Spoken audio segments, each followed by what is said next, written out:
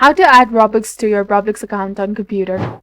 Hello and welcome back to our channel. In this video presentation, I'll show you how to add Robux to your Roblox account on your computer. It's a simple and quick process, so follow along carefully. To add Robux to your Roblox account, you can use the desktop app, the Roblox player, or visit the Roblox website on any web browser. If you're unable to update the Roblox to the latest version, using the website is recommended. To redeem a gift card and add Robux to your account, navigate to the left-sided menu on the website and select Gift Cards. You will then be taken to a page where you can browse and shop for the gift cards.